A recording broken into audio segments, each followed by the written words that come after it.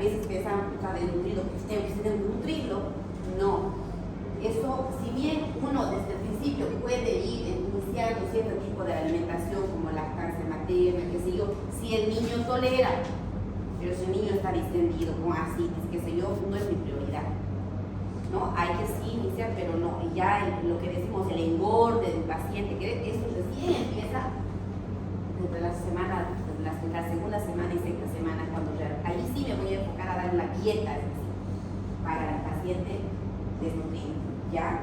Entonces ya luego recién está lo que es, también, en realidad paralelamente podríamos iniciar el desarrollo emocional y sensorial, lo que les decía, pero estos son los puntos más importantes que debo enfocarme primero. Tratar y prevenir la hipoglicemia, tratar y prevenir la hipotermia. Un niño de este tipo, este paciente, no tiene panículo adiposo, no tiene tejido muscular, su piel está básicamente como de quemado, se enfría a ratito. Yo me acuerdo que cuando estaba haciendo mi residencia, el jefe de la sala donde hacía, no nos permitía, nos castigaba con un turno. Cuando si yo era responsable en una sala, dejaba la puerta abierta, la ventana abierta, no estaba la estufa encendida. O sea, porque se podían morir estos pacientes con esto, de no tomar en cuenta el calor, ¿me entiendes? Entonces hay que abrigar al paciente, buscar luces o elementos radiantes. La hipoglicemia, fácilmente hacen hipoglicemia, hay que ir controlando los primeros días frecuentemente la glucosa. Primero capilar si tengo duda en sangre central. Si tengo hipoglicemia puedo dar 50 ml de solución glucosada, ¿no? O sacarosa al 10%, o una cucharadita de isonorasa de azúcar en 3,5 cucharadas de agua y le doy. Si es que no tengo, si por ahí estoy en el campo, ¿no? Pero si por ahí estoy en casa, en un hospital, glucosa al 10%. Y control de glicemia durante los primeros 3 días hasta que esté normalizado. La deshidratación, lo que estaba viendo, que decían, es clave. Aunque estos niños a veces no es bueno corregir la deshidratación de forma brusca. Ellos impresionan más deshidratados de lo que realmente están. Porque como están caquéticos, uno los ve parecía más deshidratados, sin embargo no están. Incluso cuando uno hacemos el signo del pliegue, ¿les han enseñado el signo del pliegue? ¿No? Uno hace así, ¿cierto? Los niños, cuando uno quiere saber y queda ahí, entonces se vuelve la piel cuando es más de 2 a 3 segundos. En cambio esto de acá, si yo le hago aquí, al niño desnutrido no tiene ni nada, entonces igual se va a hacer. ¿No? Lo ideal en niños desnutridos es tomar el signo del pliegue acá, en el tórax. Pero entonces, en estos niños, primero siempre hay que tratar la vía oral. En la deshidratación no debo corregirle vía parenteral de manera brusca. Porque, como les decía, estos niños llegan a equilibrarse en su desequilibrio y el que yo quería corregir de forma brusca lo puedo en todo caso incluso matar. Primero vía oral, si no lo toma por sonda nasogástrica, ¿sí? El suero de radiación de estos niños es el resomal, que tiene una menor baja osmolaridad en relación al suero convencional. En niños ya más grandes, en más graves, pero sin shock, deshidratación por gastroclisis. Con shock, claro, endovenoso tiene que ser, ¿no? Cargas, incluso cargas más bajas de 10 ml por kilo peso hora. Si digo aquí de 10 ml kilo peso hora, si tiene el paciente 10 kilos, ¿cuánto le van a dar a 10? 100. ¿Ven cómo es tan importante cuando ustedes ya ven y saben todo lo que les voy a hablar de aquí para adelante? A este paciente lo van a hidratar y le dirán, colóquele solución fisiológica al 10 por solución fisiológica 100 ml en 1 hora. ¿Eso significa sí o no? Ya lo saben ustedes esto, ¿ya? Entonces los electrolitos, dice en cuanto a los electrolitos, no corregir inmediatamente, mejor siempre por vía oral, ¿ok? No debemos utilizar diuréticos, porque pensamos, porque si está rematizado le voy a poner diuréticos, no se debe utilizar. En cuanto a la infección, ya les dije, tomar todos los cultivos e iniciar antibióticos. ¿Qué antibióticos? Ampigenta o cefalosporina de tercera generación o ceftriaxona. Cefotaxima o ceftriaxona. ¿Por qué? Porque tengo que cubrir tanto gram positivos como gram negativos. Y luego, una vez que está el cultivo, yo le rotaré o le cambiaré de acuerdo a qué germen sea aislado, ¿no? ¿Cuándo iniciar la alimentación? Cuando el paciente ya está hidratado, sin signos de shock con la hipocalemia severa en corrección cuando tengo un tracto gastrointestinal funcional. Y esta es la tomas pequeñas pero frecuentes de baja osmolaridad, pobres en lactosa, 100 calorías peso día. Y aquí está la cantidad de proteínas, 1 a 1.5. De líquidos, 100 ml por kilo. Estas son las fórmulas que normalmente indican. F75, F100 son fórmulas especiales como leches especiales que los nutricionistas preparan porque tienen menor osmolaridad o mayor aporte de calórico y también de proteínas, ¿no? Y por supuesto, si está con lactancia materna, la lactancia materna siempre seguir dando la lactancia materna. Todos los micronutrientes que normalmente se utilizan, vitamina A, sulfato de zinc, ácido fólico, cobre, vitaminas, pero ¿cuándo lo voy a tratar? Cuando mi paciente ya no esté infectado, ¿ok? Y por supuesto hierro,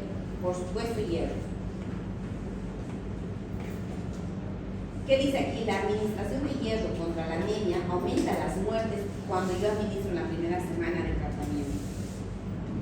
Y esto, por último, son las prácticas inadecuadas, lo que yo más o menos les espero.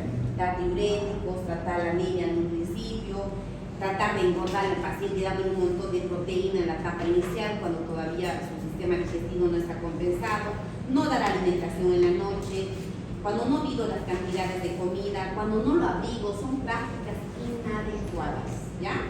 Bueno, vamos a quedar ahí, jóvenes, por favor. Si no tienen alguna duda, me la dicen. Coprocultivo, urocultivo y hasta mielocultivo, ¿no? Entonces nos llegaba al paciente, de todo le sacábamos. Orina cultivo, heces cultivo, hemocultivo, 2 hemocultivos separados de una media hora de un lado a otro, o si no de otra vía y de otra vía también separado. Hemocultivos. Y si el paciente tenía había convulsionado, algún dato, neurológico, sí o sí, mielocultivo, ¿no? O cultivo de líquido cefalorraquídeo en todo caso. Cultivo de líquido cefalorraquídeo. Entonces, para descartar las meningitis. Coprocerial, sobre todo el Cristorforidium, que es un parásito que es típico de los desnutridos. Coprocultivo, bueno, tórax para ver si no tiene tuberculosis el paciente. Y por supuesto siempre hacer el VIH si es que no es un paciente de tipo, un VIH, ¿no? Positivo. Entonces, todas son estas pruebas importantes para el paciente. Cuando yo tengo un paciente hipoproteinémico o albuminémico, eso sí me da una pauta de que este paciente, y si cuanto más albuminémico, me denota mayor gravedad, ¿ya? La anemia, entonces, como había indicado, se presenta en ambos casos. Puede haber hipocalemia, hiponatremia, leucocitos alterados. El tratamiento. De inicio hospital. Les dije hospital.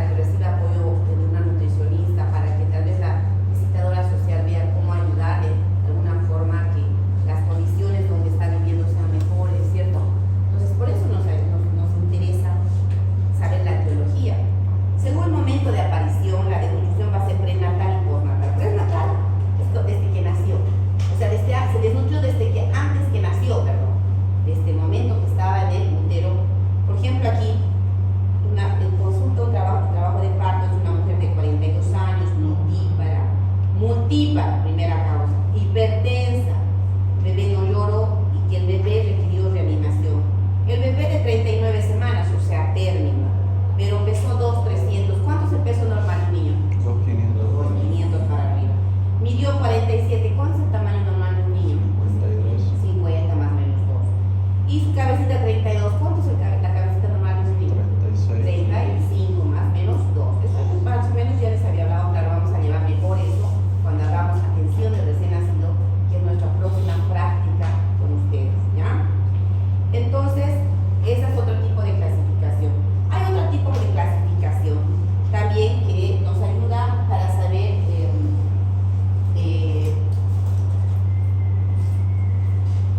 por ejemplo, para saber el estado nutricional de un niño según la clasificación de Waterloo, según el porcentaje. ¿Y cómo podemos saber? La clasificación se clasifica en leve, moderada, severa.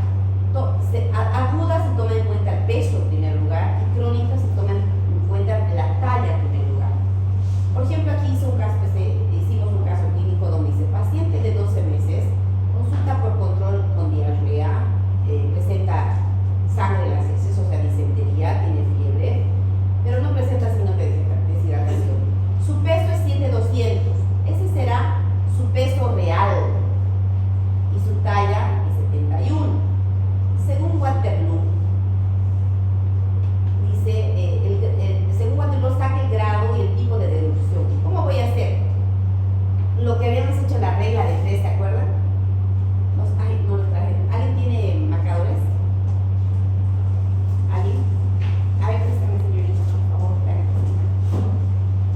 Esta clasificación se la utilizaba antes y algunos todavía preguntan esto.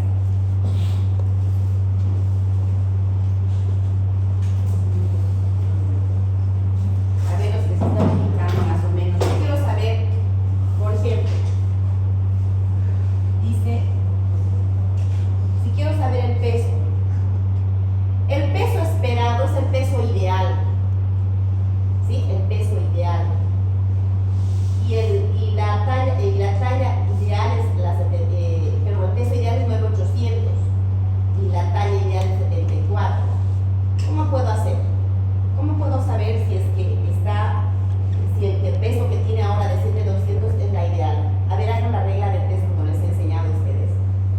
Si 9,800 es el 100%, 7,200, ¿cuánto es? ¿Cuánto sale? 78. Ese por eso sería 78%. Entonces yo me fijo dónde cae el 78. Aquí.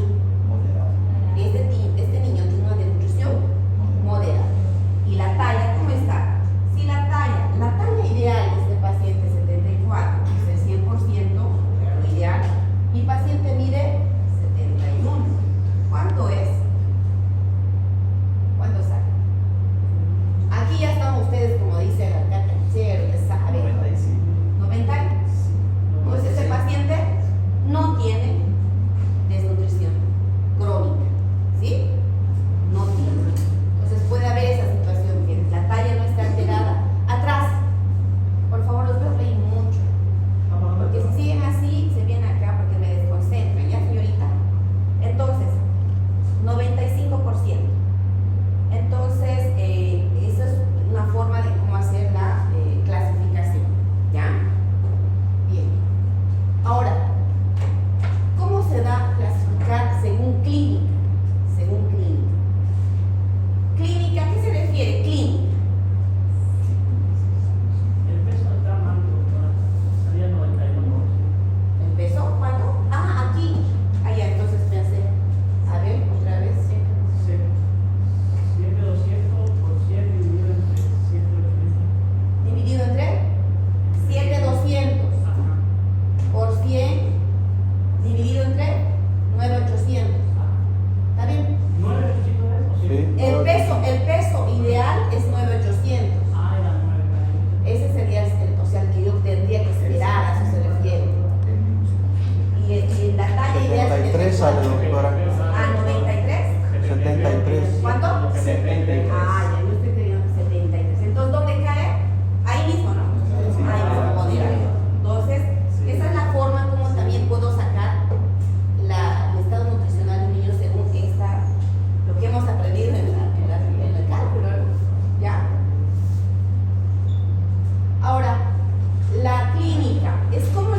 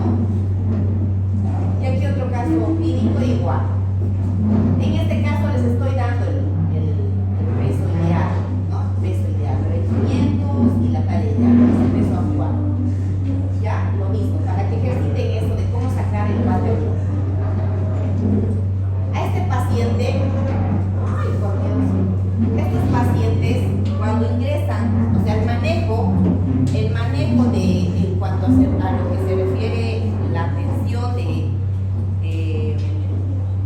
jóvenes, yo les voy a invitar a la señorita de verde que se retire si es que no está de acuerdo. Es que no puede ser, estamos en una clase. Yo digo, jóvenes, la verdad a mí no me gusta llamar la atención porque yo no soy niñera, no soy una niñera para estar diciendo, cállense, no soy. Simplemente yo voy a tener su presente ahí y va a estar presente, pero a mí déjenme dar la charla. No me interesa que esté, que sí, pero no me perjudique. Yo siempre les digo a mí, ay, si vienen o no vienen, no sé, siempre de cada uno. Pero déjenme hacer la clase. ¿Ya? Creo que aquí vengo a dar lo que trato de explicar lo mejor que puedo. ¿Ok? Entonces, ¿qué hacemos? Este paciente, cuando viene a la consulta, bueno, este es un paciente que ustedes lo tienen que considerar de alto riesgo.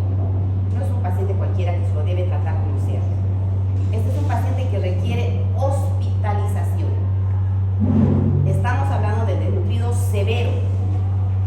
Y a este paciente se lo debe considerar infectado hasta no considerar lo contrario, hasta no, o sea, ¿qué les digo? Confirmar lo contrario, ¿sí? Tenemos que considerar. Entonces, cuando un paciente viene, automático internado. Si ustedes están en el campo, en una posta, ¿qué van a hacer? Lo van a referir, no pueden hacer ustedes. Creo que el tenerlo en la consulta o en una posta lejos y querer tratarlo sería error el intentarlo, ¿sí? Cuando se esté frente a estos pacientes. Es mejor derivarlos a un centro